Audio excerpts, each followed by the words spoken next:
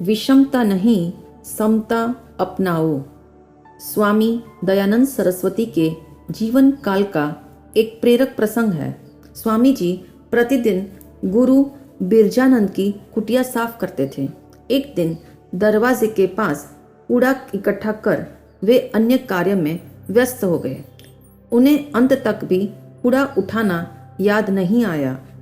गुरु बिरजानंद प्रज्ञाचक्षु थे। वे ज्यों ही कुटिया से बाहर निकले कि उनका पैर कचरे से फिसल गया और वे गिर गए। गिरते ही वे दयानंद पर उबल पड़े। क्रोध में तमतमाते हुए बोले, अरे क्या कूड़े को ऐसे छोड़ा जाता है? क्या तुझे नहीं मालूम जब मैं यहाँ से प्रस्थान करूँगा तो फिसल जाऊँगा? यह कहते हुए उन्होंने दयानंद को 2-4 चांटे भी लगा दिए।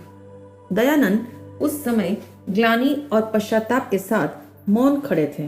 वे जानते थे क्रोधावेश की स्थिति में स्पष्टीकरण देना आग में घी उंडेलने के समान है। गुरु का गुस्सा जब शांत हुआ तो दयानंद ने उनके दोनों पैर पकड़कर कहा, पूज्य गुरुदेव, आप का शरीर अत्यधिक कमजोर है और मैं बलिष्ठ हूँ, अतः आप चाहे तो मुझे डंडे से पीटिए, किंतु अपने कोमल हाथों को कष्ट मत दीजिए। आपके कृपा हस्त आशीर्वाद देने के लिए है। दयानंद के इन शीतल वचनों ने गुरु की विषम मनस्थिति को समता में रूपांतरित कर दिया। आओ अपना रियलिटी चेक करें।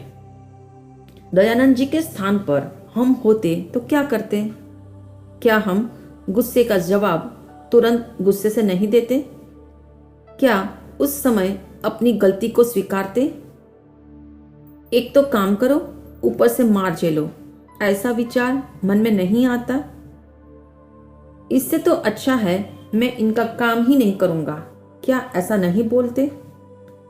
रोज तो मैं सही ढंग से काम करता हूं, एक दिन भूल गया तो टूट पड़े, क्या ऐसा नहीं सोचते?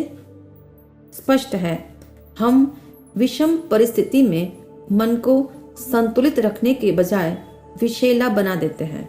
ध्यान दें, विषमता और समता दोनों मन की करामात है। मन उलझ गया तो पहली है और सुलझ जाए तो सहेली है। सुख के फूल और दुख के कांटे उगाने वाला मन ही है। मन विघटित हो जाए तो विषमता के गर्त में पटकता है, अशांत हो जाए तो समता के बगीचे में रमण करता है। यूं भी जीवन परिस्थितियों का भंडार है और परिस्थितियां रथ के समान होती है। पता नहीं कब कौन सा पहिया ऊपर आ जाए और कौन सा नीचे चला जाए। अनुकूलता में मन फूलकर कुप्पा हो जाता है और प्रतिकूलता में सिकुड़ जाता है। इसलिए समता अनिवार्य है ताकि हालात जब अपना रुख बदले तब भी मन खुश रह सके।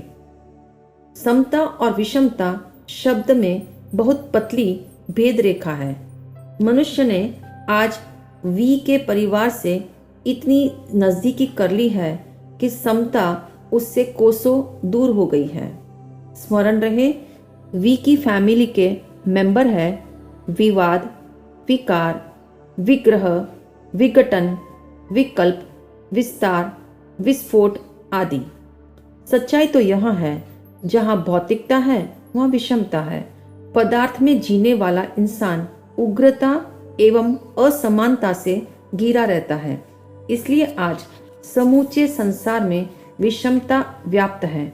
कभी जल्दबाजी में तो कभी नासमझी में, कभी गलतफहमी में तो कभी आवेश में व्यक्ति अपना संतुलन खो देता है। अतः आवश्यक है तराजू की भांति सम बनने की। स्वामी दयानंद जैसा साधक जानता है कि साधना का नवनीत समता है। एक व्यक्ति क्रोधावेश में बोल रहा हो और दूसरा भी उसी की भाषा में बोलने लग जाए तो अमंगल की स्थिति बन जाती है। यदि सामने वाला सहिष्णुता का व्यवहार करता है, उसकी उत्तेजना को समता के ठंडे बस्ते में डालता है तो मंगल की स्थिति बन जाएगी। ध्यान दे, हवा के जिस झोंके से दीपक बुझता है उसी से दावानल भी सुलगता है। जो जुबान संगीत गा सकती है, उसी जुबान से अपशब्द भी निकलते हैं।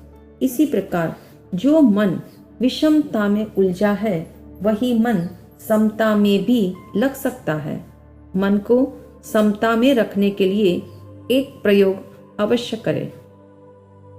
जो हुआ सो करेक्ट, शेष सब फॉरगेट।